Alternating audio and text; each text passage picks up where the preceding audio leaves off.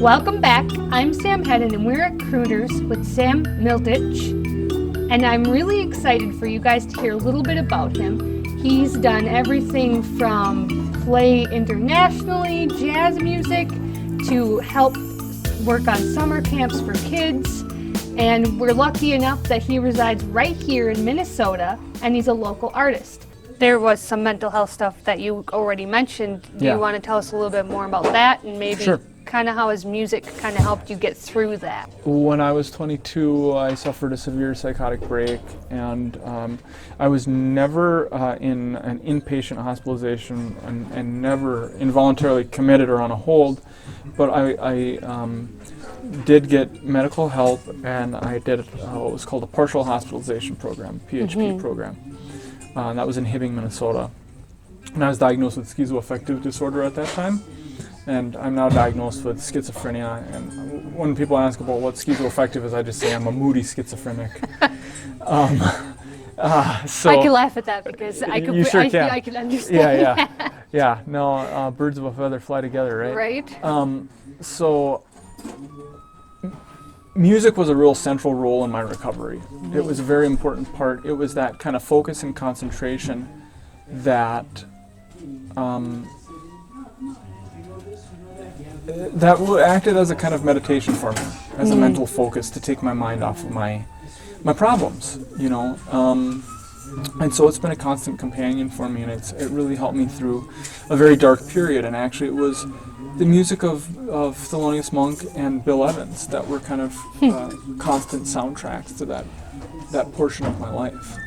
You have obviously must have quite the large family. I do. Are they all very supportive of what you do? You're touring, and I know you have a wife and some children. Are they usually very supportive of everything? I'm very fortunate because my wife knew that as soon as she got married to me that being a musician, touring when I do, driving down to the Twin Cities to play, that was just going to be part of our life. And she was really, really okay with that. And she's always been extremely supportive of me and my music. I'm really fortunate. And I also have a really strong support network with my parents as well. They're really have been a huge help.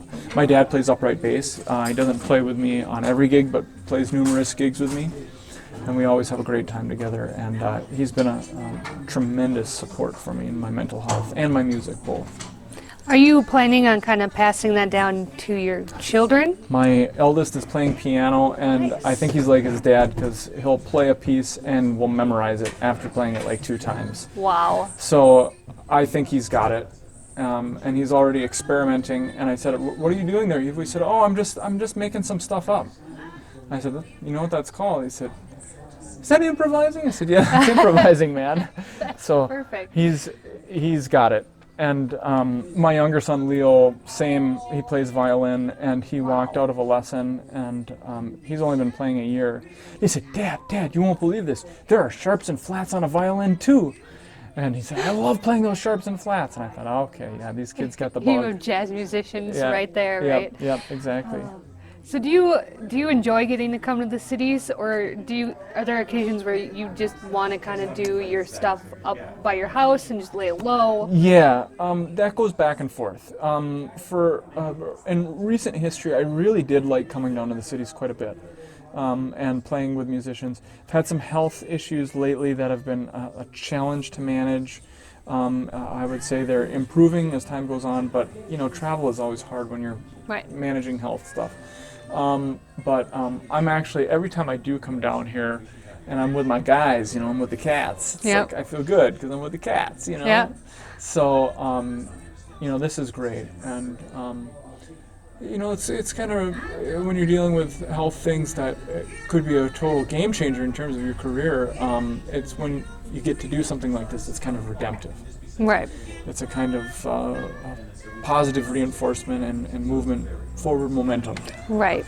So I'm really grateful to be here tonight.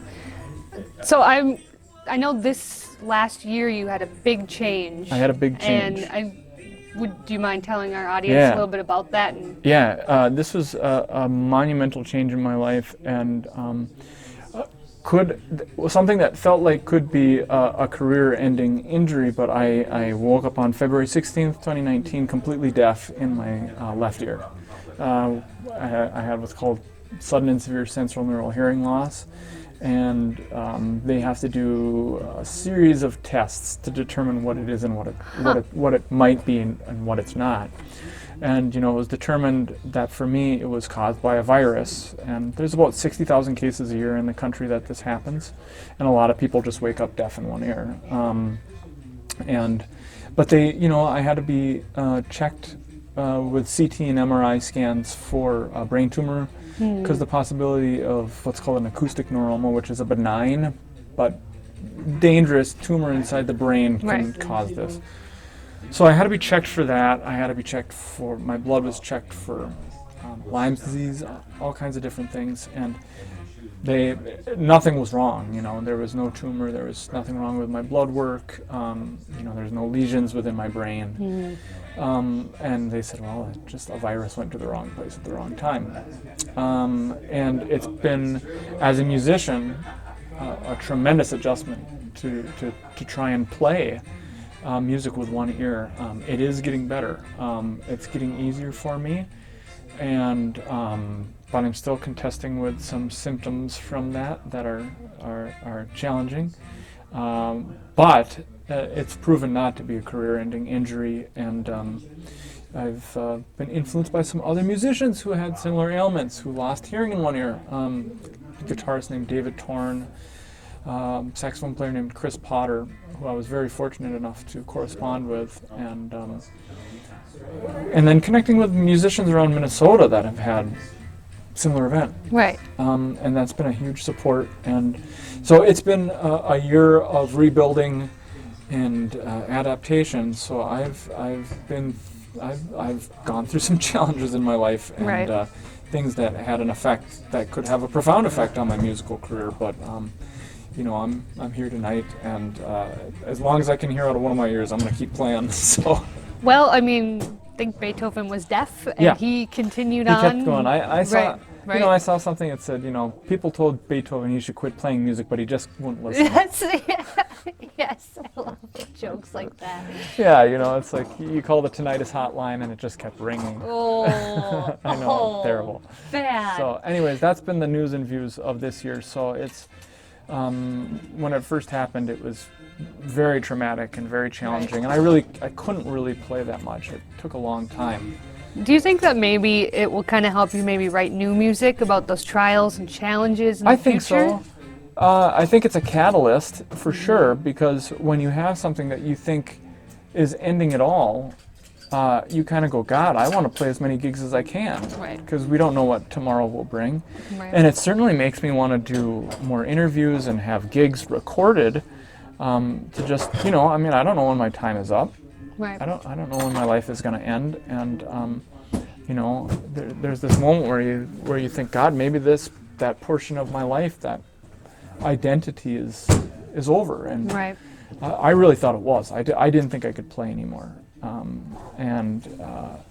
The brain does pretty crazy things, We learn to adapt, and I'm by no means back to full speed of where I want to be, but I'm here and I'm playing now, so that's what counts, here and now.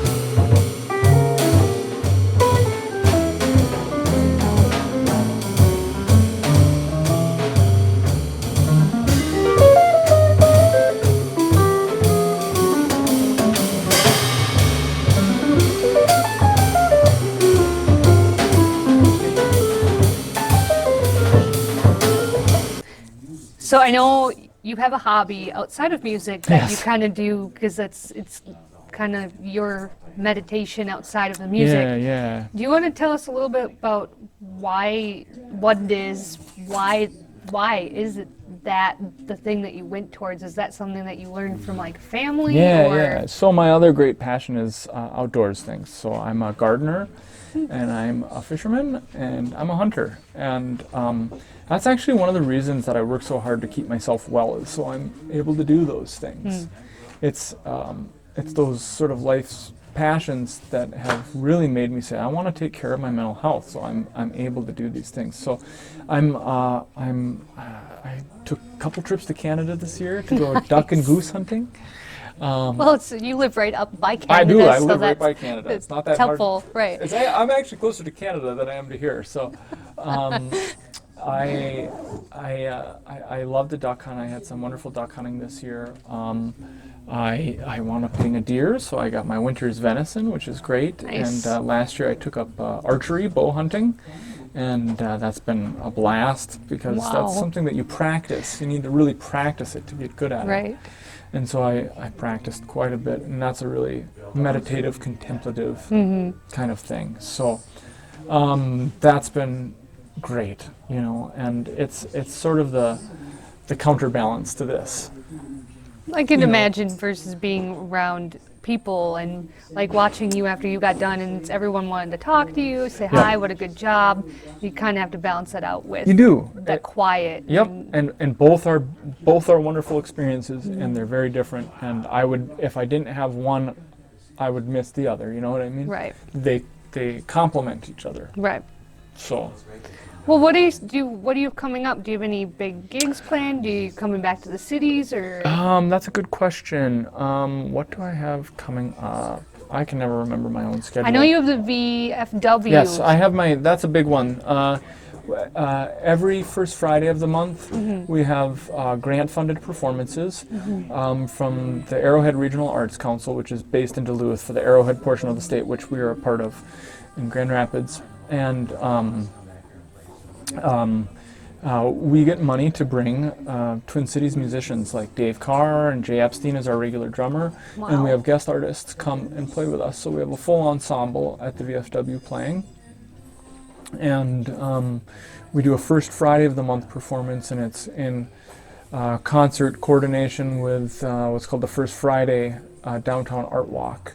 Wow. Where there's numerous venues in town that have music. We actually have a pretty thriving little art community in Grand Rapids right now. Really? Yeah, it's happened in the last 10 years. And my wife is the executive director of the McCrosty Art Center in Grand Rapids. Wow. And she was very instrumental in getting that going, and I was very involved in it too. And we sort of proposed this idea of having jazz, and the VFW said, yeah, let's do it. We'll be your host. Doesn't Nice. cost them anything, and that's a really important thing. I'm very excited about a potential show and collaboration in Winnipeg coming up in the spring. Wow. That will be a mental health advocacy performance. You'll have to let me know about that because I did. just got my passport this Oh, year. there you go. Yeah. Come on up. I just went to Sweden. Great, nice. Yes, Andy, I'm aware that it was my own crap. You could cut it right there. Thank you for listening. I'm really glad that we had a chance to sit down with Sam and talk a little bit about the jazz music, kind of his inspirations, and him as a person. And I'm excited to see what happens and events that come up. And I think you guys should be on the lookout to see what else he's doing in the cities and the greater Minnesota area. This has been Sam Hedden with producer Andy Watson, and now you know Sam Miltich. That's a wrap. Sweet. Or you can do it your way first, and then you can do it my way. And then we'll just see which is better.